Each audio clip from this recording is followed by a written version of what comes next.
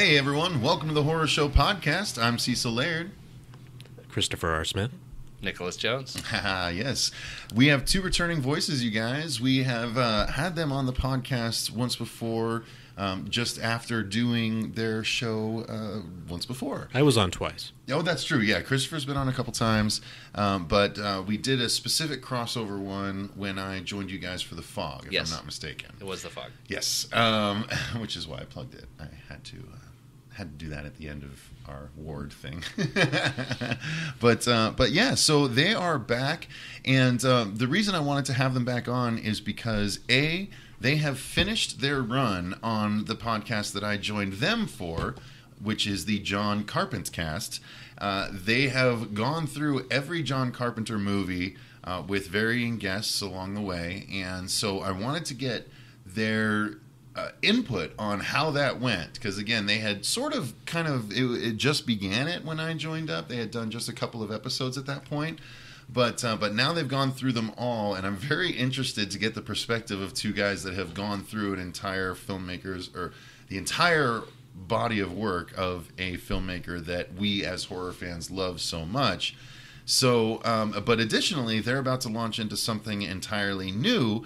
So I wanted to find out all about that as well. So I guess the first thing I want to ask is, what was it like going through all of the films? Like, I would be concerned that, you know, since Carpenter had so many classics that sort of shaped a lot of my views on horror, because he's a new classics kind of guy, so I'm allowed to watch his movies. Or I allow myself to watch his movies. So many references to the episode we just recorded that people are not going to get if they don't listen to that. Hey, that's part of the crossover deal. They gotta actually listen to your episode if they're going to do that.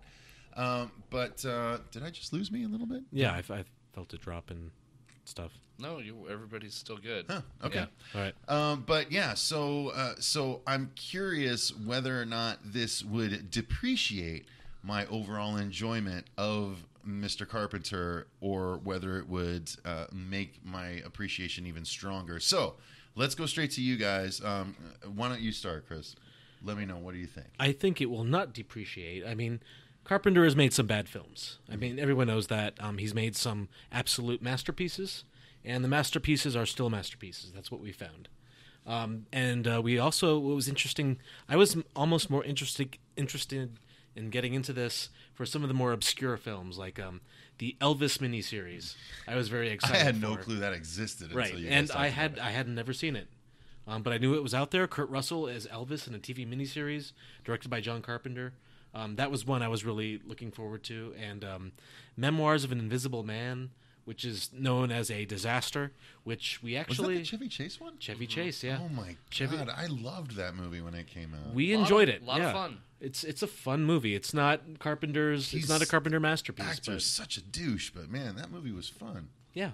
And that was something we found too. Just some of these Escape from L.A., which everyone, when you say that title, people just like the basketball scene is amazing. People cringe, but it's so ridiculous. Yeah. The wave is horrible, but the basketball scene is incredible. Yeah, there's a lot of bad things in the movie, but somehow you come out of it still enjoying it. And that was kind of like, everyone knows, is The Thing a good movie? Yes. On the 14th rewatch, yes, it's still amazing. Yeah. And you knew that was going to happen. Halloween, of course, all of those. Big Trouble in Little China.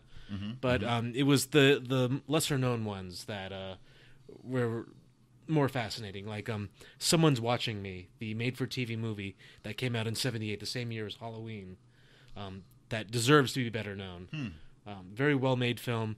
Still had that kind of 70s made-for-TV vibe about it, but still worth watching. So overall, if you had a line that was your John Carpenter appreciation, you'd say it moved up because you got to see more things that you hadn't experienced from him, or would you say I think so, yeah.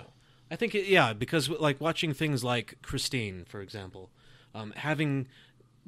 seeing Carpenter as a filmmaker evolve into different areas, and then seeing things kind of gel in his personal style. Like, I always liked the movie Christine, but seeing it again after having started with Dark Star in 1973 to that one, I think was 1983, right? Do we have years on here? Yeah. 83, I was right. Yeah. Yeah. In those 10 years, seeing him as a filmmaker evolve, appreciated what he was doing more. Having seen where he started with, a beach ball that's an alien, and It's interesting because before I get to you, Nick, it feels like this is. I mean, it doesn't feel like it. It legit is just in a slower fashion. But you guys trying to liken it to the Netflix of it all today. You binged the John Carpenter series, essentially. It took a year, but there was a huge gap in between. There was a huge gap, but nonetheless, you got to experience it in a way that a lot of people don't. A lot of That's people, true, yeah. and most people, it's piecemeal. It's this, that. You guys did it all the way through, and I'm curious how that shapes your perspective. So keep that in mind. That'll be the next question. Nick, first question. Could you repeat the question? Yes. Did it increase, decrease? Did it increase or decrease or keep level your appreciation of Carpenter? I think it increased. I came to this as kind of a John Carpenter newbie. Like I hadn't even seen Big Trouble before we watched it. Really? I had seen The Thing. Nice. And what else had I watched? The Thing. I think. Let's see. Starman. Grab your magnifying glass. That'll make it easier. I'd seen The Thing, Starman, and I had seen Memoirs of an Invisible Man and In the Mouth of Madness. I actually still haven't seen Starman. In the Mouth of Madness is one of my favorites of Carpenter, though. That's a great one, yeah. So, but watching it now, it's like, well, I don't feel like if I had watched Christine out of context on its own, I probably wouldn't have liked the movie. Really? But given that I saw it in the context of like watching a progression of a creative man's career, I liked it. It's interesting. That is interesting. Why? I think probably because I sometimes I can't buy into a premise. Like it's like, oh, it's a car that captures the soul of a teenage boy and gives him everything that he wants in life, and then it just kills people. And I'm like, this is fucking stupid. Like, so I would just on paper. Yeah. So a lot of the time, it's like it takes a while for if you're gonna ask me to buy into a ridiculous premise. Like I don't know if it takes a lot because I like Rubber. the movie See, Rubber. I had such high hopes for Rubber, and it fell so short for me. I don't view it as a horror movie, though. No, I wouldn't call that. I mean, I love the movie. It's an experimental I love it, film, but. It's this absurdist comedy, right? So it fits in. It fits right in with his other movie. I haven't seen Wrong Cops, but I've seen Wrong, and I loved Wrong. Reality too is when to really check Wrong out. Wrong is so funny to me. It's oh god. But with John Carpenter's work, it's like, well, it like The Thing is one ultimately just very, very rewatchable. I think it's the same thing is true of Big Trouble. Like I'd seen it for the first time in the last year, and I've rewatched it like 5 times. Really? Yes, I love that fucking movie. Big Trouble, you're saying? Yes, Big Trouble in Little China. James Hong saw him at Mad Monster last year. He's amazing. So awesome. And then, like you said, we looked at some of the obscure ones. Like In the Mouth of Madness, just it's so good. Sam Neill at his peak. Yeah, and well, I don't want to say Sam Neill peak because you could say, oh, 1990, Red October, Jurassic Park. Borodin. I wanted to see Montana. No, it was much more emotionally compelling. I think I would leave 2 wives. Yeah, Jurassic Park. Hunt for the Wilder People, like last year. Event Horizon. Yes, dude, I will fight for that one. Or like right now on Twitter, because the man's awesome on Twitter. Is he? Yeah, I didn't even know that. He owns a vineyard and like basically a farm in New Zealand, and he just like makes wine and hangs out with like sheepdogs and his. I don't care how stupid it might be. I want him back in Jurassic World 2. Yeah. I know Malcolm's coming back. I know. Yeah. But that happened in The Lost World, and we didn't. And then we finally got him back in 3, which was Here's garbage. the thing. I liked The Lost World, but I think it was because I bought into hype, and I was just like, oh, I love the first one so much. I liked it too. And it's fun. I want to see T-Rex loose in San Diego. And I didn't like 3 specifically. Like, one of the reasons I had a bone to pick with 3 was they specifically went out of the way to malign Ian Malcolm's character by having, like, Sam Neill be like, yeah, that Ian Malcolm, like, what a goofball. And then it's like... Yeah, that was a weird line. I wasn't expecting Yeah, it. it's just Sam like, Neill was like, what a goofball. Why would you dig... Like, you went through an emotional trauma with these people. Like, they should be, like, your brothers. Like, or your co-litigants in going a class to dinosaur action... war. Yeah. You should be your co-litigants in a class action lawsuit against InGen and Richard Hammond. I suppose it's telling that the best part of 3 for me was seeing Lex and Tim again. Yeah. Very briefly at the beginning. I thought it was when when the raptor talked to him, or when he blew into the flute shaped like a velociraptor's brain, and it turns out it was like, oh, you're playing their voice box. Yeah, Raptors is smart. We knew that when we saw the first one. Raptors is smart. Raptors is smart. I actually liked the Megasaur that defeated the T-Rex. And then the Spinosaurus. Yeah, the Spinosaurus that decided to announce its presence with a phone. A satellite phone that could somehow be heard crystal clear through a dinosaur stomach. So yeah, so if we're gonna rank the Jurassic movies as of right now, it's 1, 2, 4, 3. I'll give it that. Yeah, I'll give it that. That's... I would be tempted to say 4 is with 3 because I kind of enjoyed the getting back to it. The kids were shitty. That was horrible. But the dinosaurs of it all, and the Mosasaurus, and the Lauren Lapkus.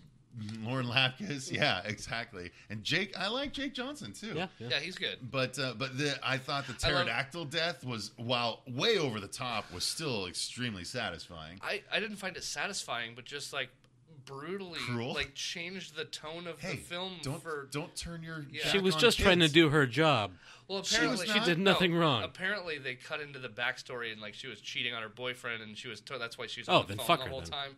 And basically, what they did was I don't know if they That's why she deserves to be they, like, murdered by dinosaurs. They like something you want to talk about? they like removed the context of her as a horrible person, and then what that did was that when she gets eaten by like basically giving her some type of Rube Goldberg dinosaur death. I was just like, what? I was in the theater like, what the fuck did I just see?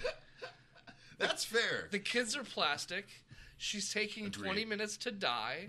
Like, the best performance in that movie... Was the T-Rex? No, the best performance in that movie is the kid who runs the hamster ball attraction, who's now the arcade manager in Stranger Things 2. Oh, that's right. He's, oh my god, I didn't even realize it was that same dude. He's like, oh, you like, keep your hands inside the ride. And then he's like, oh, ride's closed. And people are like, hey, man, I just work here. Like, that kid was funny. Yeah. Like, and he's also creepy and off-putting in the new Stranger Things because he's cajoling 10-year-olds to get dates with their siblings. The badass fight at the end of Jurassic World was, come on. The movie lost me. That didn't satify your inner child? All right. Because the movie lost me at that point. I mean, I saw what they were aiming for. I'm like, oh, yeah, they're setting up like a battle of the Titans. But the movie was so very much Jurassic Park, the ride, the movie. I felt like, when I went to see it, I felt like, okay, I have to do this. You know when you... I don't know if I'm really going to like this, but I have to. You know when you go to Universal Studios or Disney... It's always good when you begrudgingly go to a theater. I spent... I think I went through 3 copies of the VHS, watching it so many times that I have to, of the original, that I have to go see this. Sorry, Nick, go ahead. No, you're fine. I think, like, basically that's pretty much how I felt about the caliber of filmmaking in Jurassic World was... Like, when you go to Universal or Disney and they have, like, the actors in the little interstitials while you're waiting in line for 40 minutes because you're in a room and they...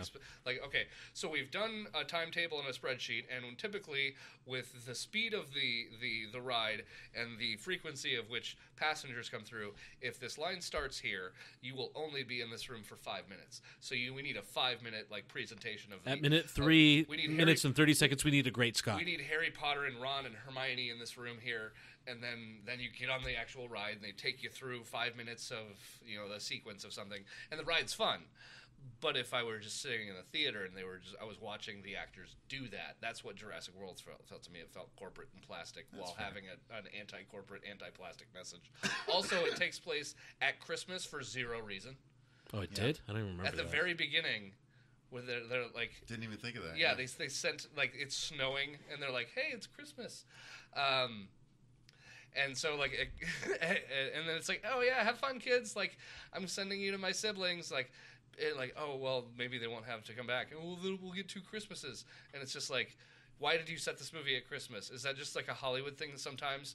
Like, that why? is pretty pointless. That is pretty pointless. So I have a lot of gripes with that I don't have with 2. Fair enough. But Fair 2, enough. I was also, what was that, 96? 97. 97. I was 15 years old, so it was right in my wheelhouse. Yeah, Oh, I yeah. was. The T-Rex is ripping the dude in half. Pete I was like Post- 11 or 12, so that was like Pete Postlewaite, Vince Vaughn as a goofball, like Julianne Moore at her prime because she was like doing Boogie Nights at the same time, and like she was in everything. Yep. Just Who you might have Pete Postlewaite might have been who you're talking about. Was that the dude that was in Romeo and Juliet that's passed on? No, the hunter of the dinosaurs. Hunter, yeah. That's Pete Postlewaite. Okay. you can. As for my fee, you can keep it.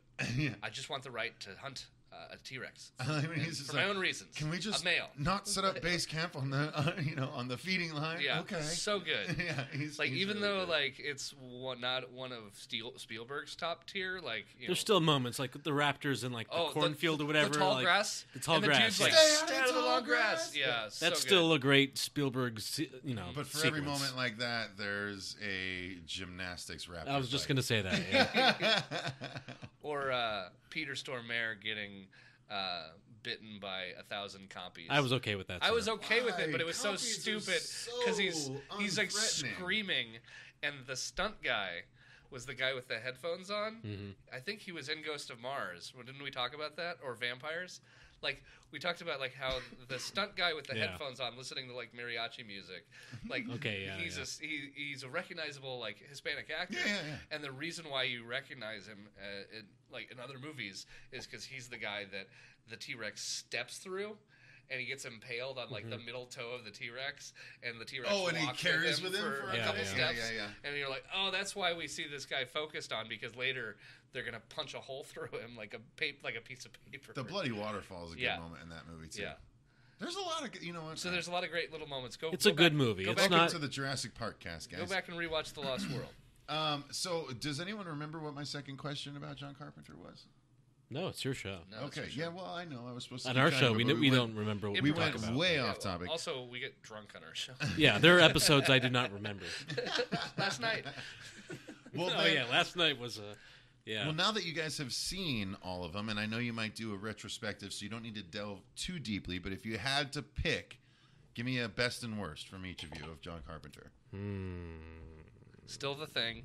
Yeah, Yes. I have to say that too. Yeah, that's always been my favorite. That's my favorite horror movie because it's the first creature movie I ever saw.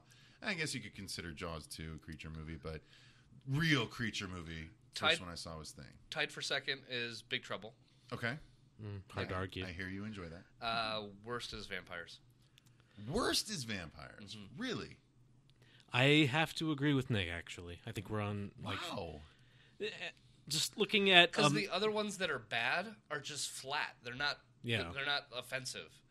Like I like found like Vamp- something like Village of the Damned, which I actually I found. did not like that movie. I actually That was- found watching it again. I kind of enjoyed it. Parts of That it. was one with Superman, right? yeah. Yeah, Christopher Reeve. Yeah, and it's not a good movie, but I found elements of it that I enjoyed. There were parts that were charming, but mostly Yes. it was a flat movie. It just Yeah. like it started. Ooh, great premise, and then. Well, remake of a great movie. Yeah. I've just that was never already found great. kids scary at all. Like, ever. Never found them scary. Children of the Corn? No. Village of the Damned? No. I'll punch him. You ever watch The Good Son? Not scary. I'll punch him. It's on Netflix right now. Oh. Go back. The and- thing that drives me crazy about that movie is the font of the opening credits. Yes, it's in Comic It's in Sans. Comic Sans. And the score is like this. This Yeah, is a family yeah. movie. The score does not fit the film It at does, all. yeah. Plus, that trailer sticks in my head. Anytime I think of The Good Son, I'm like, if I let you go, do you think you could fly? Yeah. Also, why did Dad build a treehouse 7 stories up into this tree? like that. Well, the kids to get there's exercise climbing up to it. There's Come on. so many things about that movie. I think that they didn't do how did this get made on it, but Not yet. We Hate Movies has an hour and 38-minute episode on it, and they basically like run it into the ground. It's great. one of the gripe with that movie is the writers were never around children, so the characters of the children are written exactly as if they're contemporary adults. Like the adults don't exert any parental authority over children. They're like, oh, let's have a conversation about this. No. I'm dad. I'm your dad's gone. I'm in charge of you while he's gone. Go to your room and shut the fuck up. Like that. None of that happens. It's all just like Nick is going to be such a great dad. Wait, did we talk about being childless on this podcast? Or I don't remember. We've recorded multiple shows tonight. So let me ask then. Yeah. Should if you had your druthers, should John Carpenter have stopped at a movie, and if so, which one? And follow up, would you want him to come back and try again?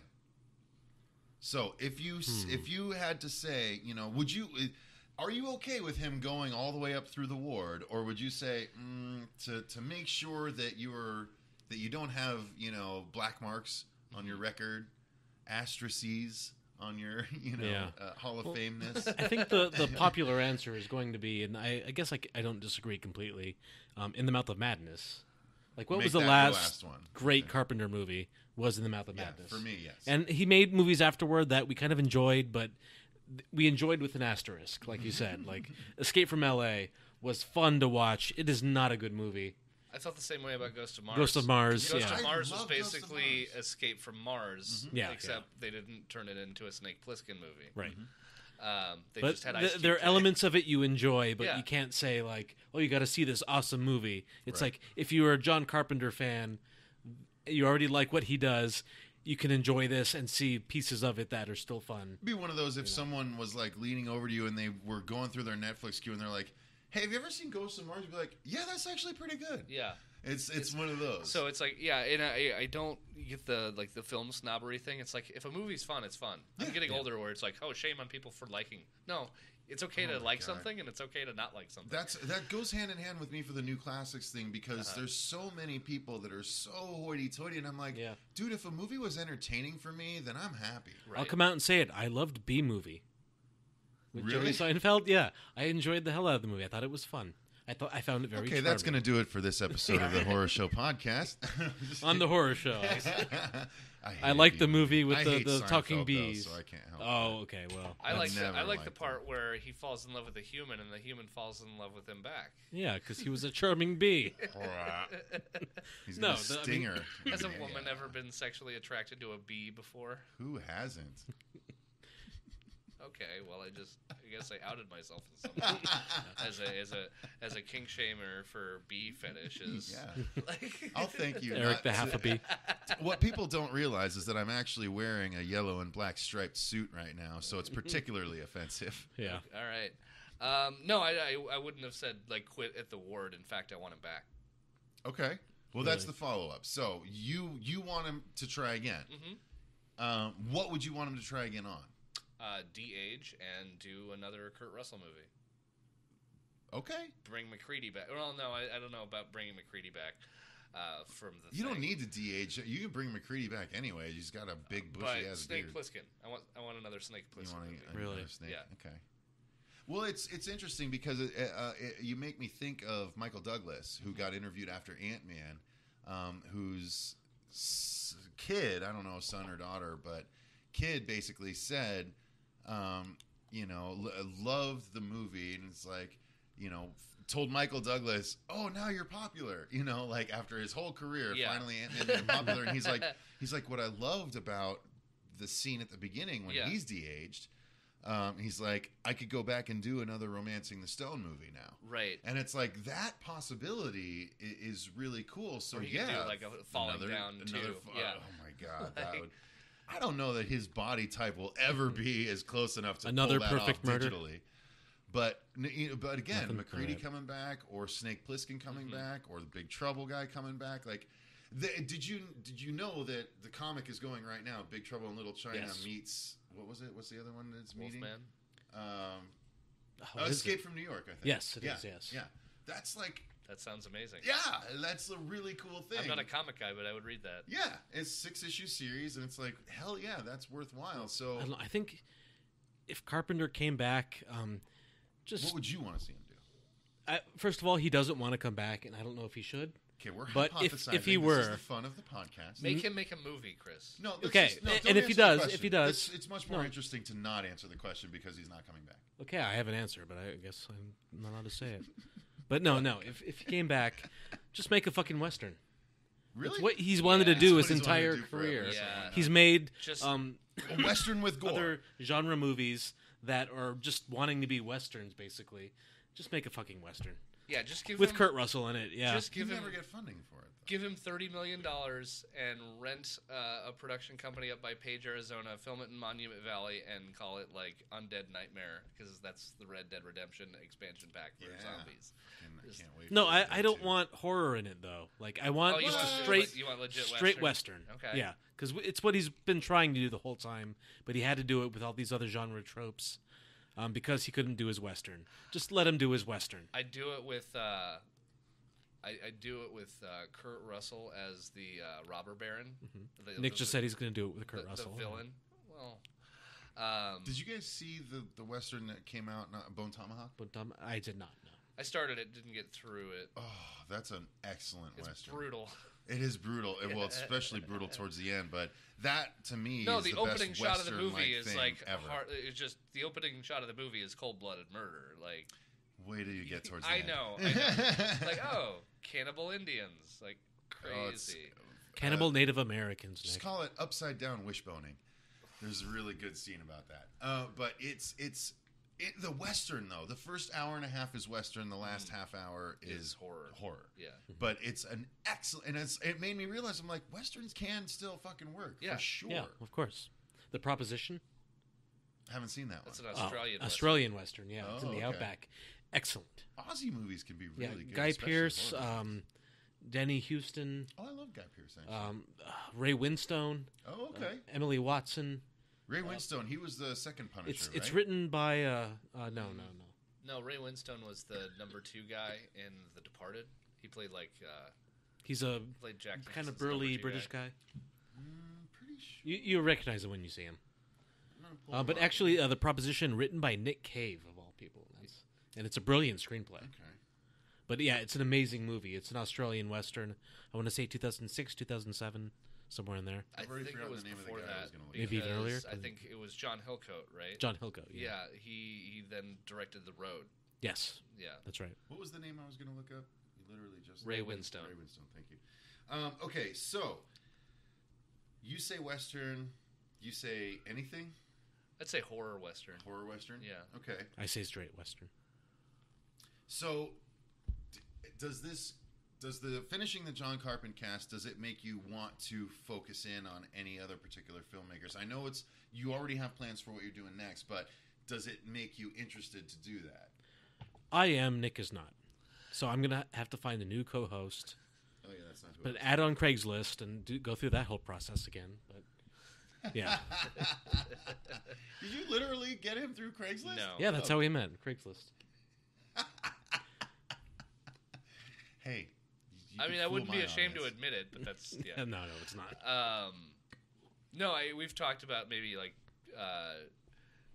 David Cronenberg, which I'm not necessarily a fan of his early stuff, but I Never do- seen any of it. Only like- know of it because Well, of you the- host a horror. Oh, I this recently is like I Bird of the I Crystal love Plumage all over Breaking again. His Head. this last I year love I Breaking watched His the Head. I watched The Fly my for the God. first time, and I thought The Fly was excellent. Oh, I've seen The Fly. but he's I love known The Fly. but he's known just for forever for like body horror, and I don't find that interesting. It just squigs me out, and then I turn off. Like His it body doesn't- horror films are amazing. I think what he's doing now in the last decade is Is- even more fascinating. Yes. but A is not history- getting talked about a nearly his- as much. A History of Violence, History of and Cosmopolis. Eastern isn't- Promises. Yes. Clearly, you would call this the Cronin cast. Yes, that was the title, Yeah, clearly. and the logo for the Carpentcast was the mustache with the cigarette. The Cronencast would be the glasses. And I'd have to talk like Rick half the episodes, like, Morty, we're gonna have to Cronenberg it up, Morty. I mean, really, Oh, jeez, Rick. We just escaped that reality. no, Morty, you're fucking wrong, Morty. Like, sorry. Fucking- clearly, I'm a fan. Yeah. He's wearing a T-shirt. a Stranger Things Rick and Morty crossover T-shirt. Yeah. I also have an It to Rick and Morty crossover. So Nice. I would I don't know what I would consider doing. I would you talked about David Lynch, which I would actually be on board with that. All right. Because Oh man, you'd have to suffer through so much. I know. Lynch. There's a lot. Suffer through. What do you mean suffer through? There's no. Have you seen The Straight Story? It's rated G, but it's fucking I haven't amazing. It's a great seen lot of movie. his stuff, It's but I so hear good. I hear the movies like Lost Highway really. No, I liked Lost Highway. Highway is incredible. It's great. Wow. Bill I'm Pullman. in the wrong Is room. it Marilyn? Yeah, Manson? you are. Yeah. Is it, What is your show? Like, what are you watching? they're watching. David Lynch isn't they're watching. purely horror. Man. No, but still. They're come on. watching bullshit like blood gore movies. I guess, yeah. Nothing. I was on your Santa Sangre episode, and you guys were like, "What is this?" And it's like, "What's fucking Santa Sangre? Like, what? You'd never heard of this?" No. Oh my god! Like I said, new classics. No, but listen, horror has evolved. You know, yes, it's the same reason why. I get it. All those older movies are there for a reason. It's what all horror has been built on, and blah blah blah blah blah. But we're past that now. Right. We're in today's day and age, and I think just find Cronenberg has evolved. that I want Cosmopolis to watch is a- Cronenberg. I want to. I've always wanted to watch Cronenberg Is it the because Robert Pattinson. I Yes. hear they're great. That's not the one where it's 9/11 at the end, right? No, Okay, Cronenberg's good. practical effects. It's right? most of it's in a limo. Okay. It's about this rich asshole in a limo as basically the world is sort of ending on the outside, but not completely. It's a story of our time. Have you seen Tom Hardy in Locke? No. Ooh, I hear that's great. You should watch that. That's Okay. Tom Hardy in a car for 90 minutes, and it's riveting. It's Tom a thriller. Hardy's a talented dude. Basically, the plot goes forward through a series of phone calls. Mm-hmm. Basically, his personal and professional life are coming to a head and crashing. That's kind of like Cosmopolis. Yeah. But yeah. So the movie I was thinking of was Remember Me, which is like this sappy fucking romantic comedy, and then at the end it like shows Robert Pattinson standing on standing in some office building, and then it pulls out, and it's like, oh, he's standing in one of the twin towers on 9/11. Okay. And it's like Romantic comedy. I can see why you mistook that for a David Cronenberg fucking movie. stupid. But Cronenberg is he big on practical effects though, right? Yeah. Generally, so yes. that's why I really want to watch him. Like, I'm not averse to everything old, but He did Scanners, right? I can't Scanners, go out yes. of my way to do it. Love Scanners. Love Scanners. I- Yeah, so there's we a did lot. the episode. What was that movie we did at the Phoenix, the Sci-Fi Horror Film Festival? We did an episode. Oh, we did the video game what was movie. that What one was it called? called? Existence. No, Or no. no. No, Existence. it was the dude that was fucking his arcade machine essentially with his Yeah, fingers. it was a movie that played at the International Sci-Fi Horror and Film Festival that I watched with Cecil and Fuego, and it was just a total rip off of Videodrome. I don't remember you the guys title. mentioned that, yeah. And like you guys had not seen Videodrome, and I was like, well, you guys like kind of liked it. I was like, but that was just a rip off of Videodrome. And you're like, what's Videodrome? And then my head did the scanners. My head's Why gonna pop. every time Chris is Yes. on the show, his head explodes from some reason or another. Because you guys have been on for 4 years, you've never seen Videodrome. It's because we don't have like hoity-toity people that actually pay attention to the details and learn about the past and things like. I don't have many guests like you Scholars. on. You're talking about scholars. Yes, that is the correct word. Thank you. I could not find it. It's all right. Which is why I'm not one.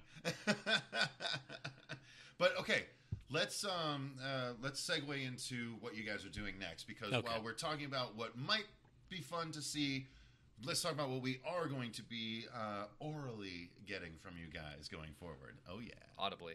No, orally. AU. I'll let you take it. Film Bar Presents is the new show. What's Film Bar? Film Bar is an incredible independent theater in downtown Phoenix. Shows independent, foreign, documentary, art house, cult films, classics, all the good movies. Bills itself accurately as Arizona's true independent cinema. And it is, and all the great events happen there, and you can drink beer while you do it. Right. It's It's a bar. They also serve popcorn and tamales. Tamales, yeah. It's 78. That's a 78 person theater. 76. 76. Sorry. Get it right. Yeah, we're on brand now. So you have to- there are different theaters in different cities Yeah, that kind of like they do the midnight movies. They do Yes. like Rocky Horror or The Room or Birdemic, and We I not can't wait for the Birdemic yet, Disaster but Artist, by the way. Rocky Horror in the Room now happen every month there. Every I work month. there on weekends now, so I'm technically an employee of Film Bar at this I point. remember So. Rocky Horror was every Friday in Tempe. Jesus, forever. It might still be. I don't know. was that when it was like Hot Shops or whatever? Or No, it was in old that the AMC? little theater. Yeah. Mm-hmm. Okay. Yeah. Now, this the Film Bar. Fuego and I have talked about it on the channel in the past because we saw Turbo Kid there. We did our Turbo Kid review. It was fucking amazing. We saw Tales of Halloween there.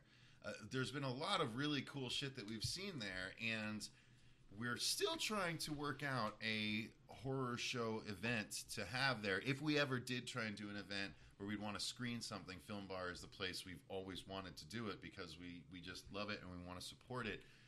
But yeah, if you guys are in the Phoenix area ever, you should definitely check it out. But they do all of this cool stuff. So what is the intention of the podcast then? Okay, so the podcast, it's about Film Bar. Like, we're going to talk about, things that are coming up in Film Bar, but it's not just about that. It's an arts and culture podcast. We're going to talk a lot about film because we're movie guys, so that's going to happen a lot. But it's kind of like the kind of people... Movie scholars. Thank you yes, very much. scholar and a gentleman, yes. But, like, the kind of person that would go to Film Bar and what would they be interested in? So we're going to include music and art and... dining and everything in between. There's a taxidermy shop. I went and talked to some people there. Like anything kind of cool and different and weird. I might sit that one out. That's fine. I'll handle it. Yeah. I'll go with you to cover Cobra because they're right around the corner, right? It's the same building, basically. Yeah, there you go. But yeah, it's not just about this one theater in downtown Phoenix. It is, but it's so much more than that. And every episode, you'll never know what you're going to get from episode to episode. We're going to do interviews with filmmakers, film goers sometimes. In fact, we did an interview with the director of the Search for Wang Wang. Yeah, Andrew Levold, the Australian documentary filmmaker. We interviewed him about that. That'll be in our first episode. If I may, a suggestion. You're on the inside of this, so why not throw an episode out of talking to your coworkers about what it's like to work in an independent theater? I mean, there's a lot of people that'd be curious about that. And yeah, the format will be very different than the Carpentcast because we watched the movie, that we talk about the movie. This is going to be it's almost a variety show. Freeform. Freeform. It'll be Nick and I talking about sometimes things that are happening in Hollywood, sometimes things that are happening here in Phoenix, sometimes just completely off the wall, and then we'll have a bunch of interviews coming from all over the place from different, like I said, filmmakers and just kind of interesting things happening around town. You going to do it from your home base here, or are you going to think about broadcasting from Film Bar sometimes? Both. Yeah. Cool. And hopefully we start introducing live shows. We did do an introduction for Halloween, this past Halloween. Nice. And tried to announce it. Carpenter decided to do his own intro, so he kind of bumped us, but he gave us an easy out. It was like, okay, we're gonna shut up and who are these two and why are they here? Like, oh, well, we do a show about the movie. The guy that's gonna just about talk, and he's gonna talk to you, so that'll be more interesting. But anyway, just listen to him. Thank you for coming, and it was a full packed house. It was, yeah. Yeah, I think it was a sold out show. A lot of fun. Just took a few minutes and introduced ourselves to the Film Bar audience, at least that small portion of it, but. Yeah, I think I'm excited for the show. I don't have a specific design as to this is what the show should be or a specific vision for it. And I think that'll be part of the fun of it is finding it as we go. Because I think that finding it ad hoc, not everything should be ad hoc. Obviously, this producing a 2-episode a day or a 2-episode a week. There has to be some kind of fun. No, 2 a day. Right, 2 a day. I just 14 a week. I just had a stress reaction. Just blood pressure. That's why I'm like, okay, got to keep this on topic. Got to get back and edit the. So I'm excited for it. I think that we're gonna find our feet, and hopefully we do Film Bar some good because we definitely we don't want to just be there to drain the resources. Now, so do you have a schedule in mind? How often were you thinking about doing it? Right now, twice a month. Okay. But we'll see how it goes. Yeah. Twice a month or bi-weekly? I know Bi-monthly. it's similar, or bi-monthly. No, bi-weekly. Bi-weekly. Bi-weekly is twice Bi-monthly. Bi-weekly, well, not necessarily. Fucking semantics. See? I know. Well, that's why I'm asking. Hey, a schedule is a schedule. If you're saying 2 we're gonna do episodes a 2 month. episodes a month, or Fort we're is gonna the do it plan right bi-weekly. now, but we'll see. Fortnightly. Fuck Cecil Lee is I think what we're getting at. No. Fortnight. 2 weeks. No, I get it. Yeah. No, it's. I'm just curious because I'm a schedules guy. But so, okay, do you have? It's going to be all random lengths of time. I'm guessing, just depending on the topic. No, or it'll what you're be doing? a normal schedule when it comes out. But Right. I'm just saying, from episode to episode, sometimes we'll be more interview based. Mm-hmm. Sometimes it'll be just us talking about certain topics. I'm saying lengthwise though. Are you going to be aiming for a particular thing, or is it just whatever it ends up being? It ends up being. I think 15 whatever it ends minutes, up being. an hour. Right. Whatever Yeah. sounds most compelling to Yeah. the listener. If we sit down with a filmmaker and they are just compelling and we talk for an hour and a half, it's an hour and a half show. Right. If we only have 15 minutes of things to talk about, then we'll have a really good 15 minutes of show. Yeah, we'll ask a regular like, hey, can you just tell us what your favorite movies are? And that could turn into something compelling. Yeah. Like, Do you do editing, or do you just pretty much put it up in its recorded form? Well, I think for this show, we for Yeah. the Carpentcast, what we did was I just put an intro and an outro on it, Right. and we just knew not to say stuff that we had to edit. well, sometimes I think I can get in legal trouble for things I've said on the show in the past. Well, it's out there. Yeah, well, But with Film Bar, I think we're going to try to keep it manageable. Like, I don't think anybody wants like the 3-hour a day Howard Stern like talk. No, radio it's not gonna be format. that, yeah. Yeah. Nobody wants to set aside like, oh well, the Film Bar Presents podcast comes out. I need to clear my schedule. Like, no, we want you to be able to listen to this in a 15-30 minute commute or something like that. I mean, if Have you you- want to clear your schedule and listen to us, you can. But Have you run up against anything yet as far as calling it the Film Bar Film Podcast? No. Are you able to curse, or what? Are you going to do that? Are you trying not to? We've been pretty much given like creative freedom. Yeah. Like because we even talked with the owner Kelly, and he goes, "Well, it's he wouldn't want it to be constraining, but at the same time, it's like, well, if you guys watch a movie that I'm screening and I have it on my schedule to screen for 3 weeks." To come out the first week and be like, this movie sucks. That just might be my taste, because sometimes like there's some weird shit out there, and it's like, well, I see why. Like basically, they're screening it because it's not screening anywhere else in the market. So if you want to see this movie, if you're the audience for this movie, you're going to go to Film Bar. That's where we saw Baskin, and fucking that's a movie I'll never watch again. Yeah, but well, it's there's a lot of movie movies I've never seen a movie like it either. yeah, so. there are movies I've seen at Film Bar that I did not like, but I'm glad I saw. Yeah, that's exactly Just the like good way even to if say I it. had a negative reaction to it, it was a movie I would not, like you said, was not going to see that anywhere else, and I didn't like it, but But at least I got to see it. Yeah. So I had that. It was an experience. that movie's actually on Netflix now, so you all can. Nice. He's showing him the logo on his phone. Nice, cool. I like it. Yeah, that sign works really well in the background of reviews. I'll say that much. All right, cool. So when can we expect to get our hot little ears on the Film Bar Presents podcast? I'm going to say fall 2017. Fall? A full year? Or no, away? no, fall, like winter. 2017. Winter 27, like... We're in November right Yeah, now. we're in November, so... Okay. So like a couple weeks? Yeah. Okay. Let's say that, a couple of Pay weeks. attention to the space, and I'm sure that we'll let you know. Hey, we've released it. So if We you have an wanna- interview recorded. We have another one scheduled for this week, Okay. and then we're gonna record our own thing around it right here in this room. Fuego and I would be now. happy to come and talk about our experiences if you ever wanted us to. Yeah, But I'm sure you guys will make an appearance on the shows at Hopefully some so. point, but- as will all the other cool people that are in the Phoenix area. Yeah. Any tangentially film-related people at all, Mm-hmm. at some point you can expect will pop up on the show. Beautiful. Beautiful. All right. Well, where can people go to watch for it? Where do you want to direct them? Well, right now, the Facebook page. Right now, we're going to expand. We're working on it, but Facebook the page Facebook is page you'll get the updates. Facebook.com/ Just search Film Bar Presents. Okay. Yeah. Cool. All right. And that'll tell you, like, once the website is up and running, it'll be the Facebook page. Hey, here's our website. Mm-hmm. Once the Twitter and all the bullshits, All social the media- bullshits. Yeah. Yes. The bullshits on the page. But that's the place you can go to Yeah. get all that information. So my final question then, separate from everything else going on, is would you guys be open to coming down to the Horror Show Studios and letting me put on a movie that you guys haven't watched yet, one of my would-be new classics, just to get your opinion to see, because I'm curious if you guys would. I'm pretty sure you would hate the stuff that I like, only because you have such a particular taste in things that I just don't seem to He's have. talking to me, Christopher. Christopher, yeah, sorry. I guess that's a good thing to point out on They an can't audio see. podcast. But yeah, no, I mean, I'm open to the idea. I'm curious. What do we get to know the movie ahead of time or no? I'm not sure. I think it might be better if not. Okay.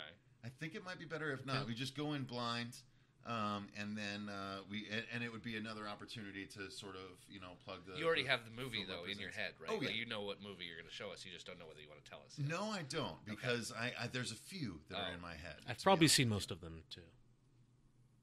Okay. Well, that. Okay, Maybe I'll see, agree that's to the thing, that if I can force you to watch 4 other movies which you should have already seen. How is that fair? I already watched Santa Sangre. That's just one. 1 for 1. What about Videodrome? What about Bird with the Crystal Plumage? That, what about that I'll Deep do Red? because Tell I me you've seen wanna Deep watch- Red. No, I've never even heard of it before today. Oh, fuck. I would watch the Videodrome, though, Okay. for sure, Okay. without needing to trade. We can start there. Okay, all right, fair enough. Okay, guys, so I want to thank you both for coming on the Horror Show podcast yet again. Hopefully, we'll see you all in the near future as well. I wish you guys luck on the Film Bar Presents podcast. I think you guys did an awesome job on the John Carpentcast. It's an excellent idea and well followed through on. So make sure you guys check them out. Check out the John Carpentcast. Even though it's done, they might still do a retrospective episode. The and- John Also, the Carpentcast. archives will always be there. Exactly. Yeah. That's The what I was gonna say. JohnCarpentcast.com. Perfect.